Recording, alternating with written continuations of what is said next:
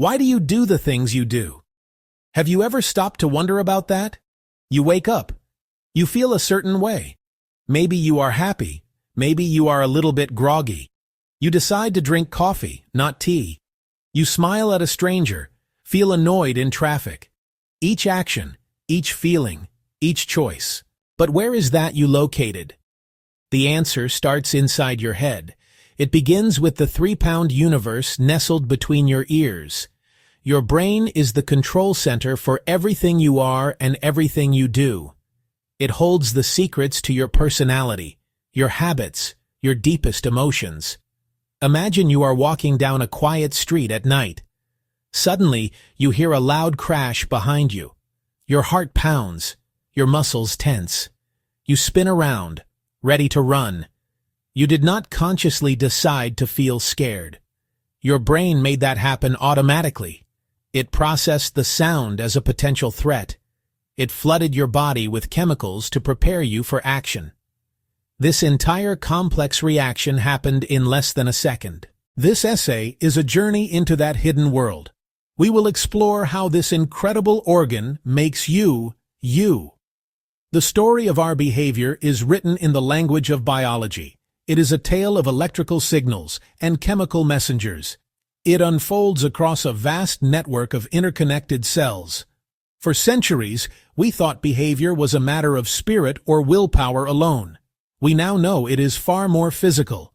The intricate structure of your brain, the chemicals flowing through it, and its amazing ability to change all play a part. Understanding these basic principles is like learning the grammar of your own life. It helps you make sense of your feelings, your reactions, and your potential to grow. It is the beginning of a masterclass in being human. What is your brain, really? Think of it as a complex living map. It is not a single uniform blob of tissue. Instead, it is a collection of different neighborhoods, or regions. Each region has its own special job. Some parts are ancient. They have been around for millions of years of evolution. These deeper, older parts handle the basic functions of life. They keep your heart beating. They make sure you keep breathing. They manage fundamental drives like hunger and fear. They are the foundation upon which the rest of the brain is built. They work tirelessly in the background, keeping you alive without any conscious effort. On top of these older structures sits the newer part of the brain. This is the cerebral cortex. It is the wrinkled outer layer that we often see in pictures. This is the brain's executive suite. The cortex is where higher-level thinking happens. It is responsible for your ability to plan for the future, solve complex problems, use language, and process your senses. All these different regions, old and new, are constantly talking to each other, producing your thoughts, feelings, and actions. Right behind your forehead is the prefrontal cortex. This is your personal CEO. It is in charge of decision-making, impulse control, and personality.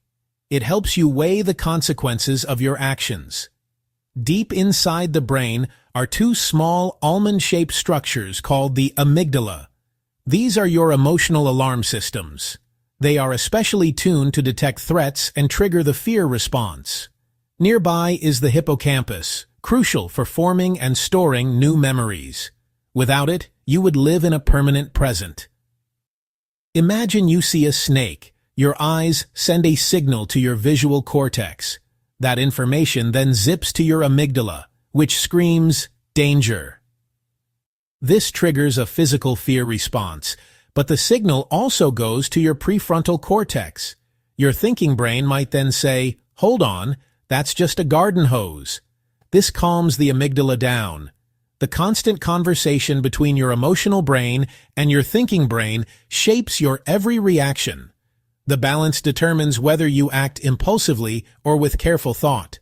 How do all these brain regions talk to each other? They communicate using special cells called neurons. You have about 86 billion of them. Each neuron is like a tiny biological wire with a cell body and long branching arms that connect into a massive network. The possible connections outnumber the stars in our galaxy. Messages travel as tiny electrical pulses called action potentials. But at the end of the line, there is a microscopic gap, the synapse. To cross it, the signal switches to chemistry. Neurotransmitters are released and bind to the next neuron. They are the words the brain uses to communicate with itself. Some excite, go signals. Others inhibit, stop signals. Balance is everything. Dopamine supports reward, motivation, movement. Serotonin helps regulate mood, sleep, and appetite. Glutamate is the primary go signal, crucial for learning and memory. Trillions of synapses every second create your reality. How does your brain chemistry actually change how you feel and act? Think of it as your brain's internal weather system. Some days are sunny and bright, other days are cloudy and gray. A surge of dopamine, after a delicious meal or a compliment, can feel like the sun coming out. You feel motivated, focused, and happy. Reward encourages repeat behavior. Low serotonin can feel like a persistent drizzle, irritability, poor sleep, and loss of interest. This is a biological state, a change in your chemical weather. Many factors influence it: your genes, your diet, how much you sleep, and the stress in your life. Some antidepressants increase available serotonin, not happy pills, but tools that help adjust the climate. Exercise can boost dopamine and serotonin. Sunlight helps regulate your clock and mood. A balanced diet supplies raw materials. Understanding chemistry gives you a practical toolkit. So yeah, take that with you. Stress powerfully affects your brain chemistry. In a stressful moment, your brain releases a cascade, including cortisol. In the short term, it sharpens focus and prepares your body for action, fight or flight. But chronic stress bathes the brain in cortisol, like a perpetual storm. Over time, it can damage cells in the hippocampus, disrupt neurotransmitter balance, and contribute to anxiety and depression. While neurotransmitters are the brain's internal messages, hormones are messages from the body to the brain. Adrenaline raises heart rate, quickens breathing, and sharpens senses to face a challenge. Oxytocin, released with touch and closeness, promotes trust, empathy, connection, and lowers stress. Sex hormones like testosterone and estrogen influence mood, energy, cognition, and risk-taking. Mind and body are one integrated system, each shaping the other. Nature versus nurture is an old question. Today we know it is a false choice. Nature and nurture are dance partners. Genes are not a rigid blueprint, but a range of possibilities. Experience determines where you land in that range. Inheriting genes for height is nature. Poor childhood nutrition can prevent full height. Environment constrains potential. A predisposition for curiosity can flourish with love, books, and exploration, or be hindered by stress, neglect, and poverty. Nature shapes the nurture we receive. An easy-going child elicits more positive interactions, forming a continuous feedback loop. It's never one or the other, always both. Scientists once believed the adult brain was fixed. We now know this is completely wrong. The brain is remarkably adaptable, forming new connections throughout life. This is neuroplasticity. Your brain is more like a living sculpture shaped by your thoughts, actions, and experiences. Learning or a new habit forges a faint path. With repetition, it grows wider, clearer, easier to travel. At first, the pathway is weak and inefficient, your fingers clumsy, but daily practice strengthens the circuit until smooth, fast, automatic. You have physically changed your brain. New languages create new connections. Mindfulness can strengthen prefrontal circuits, improving focus and emotion regulation. Negative patterns can wire in too. The saying, neurons that fire together, wire together, captures it. The more you activate a circuit, the stronger it becomes.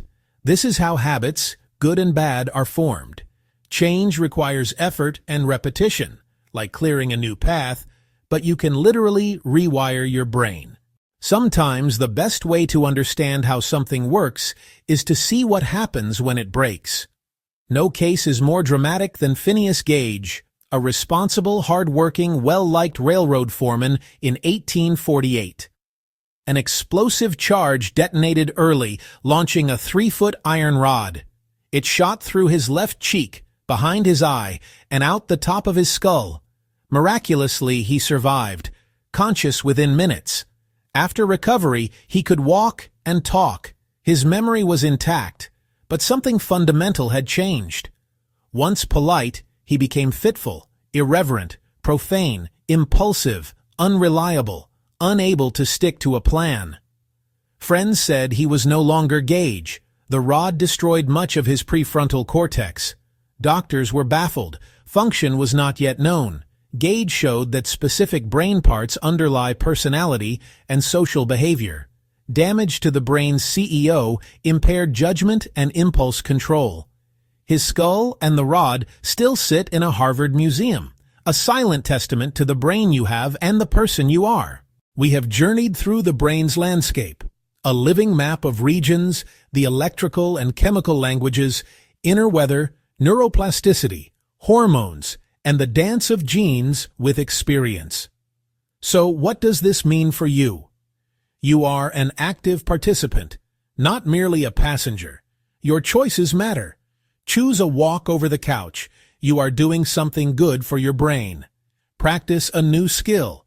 You are physically rewiring neural circuits. Prioritize sleep. Your brain cleans itself and consolidates memories. These are not small things. They sculpt the organ that creates your reality. Brains are not fixed. Our potential is not predetermined. We can grow, learn, and heal. Struggling with a bad habit? Forge a better pathway. Want more patience or positivity? Train it with consistent practice. You can influence the structure and function of your own mind. Be curious about it. Learn how to take care of it. Feed it well, give it rest, challenge it, and nurture it with connection. If this has sparked your curiosity, I invite you to, learn more about this incredible organ.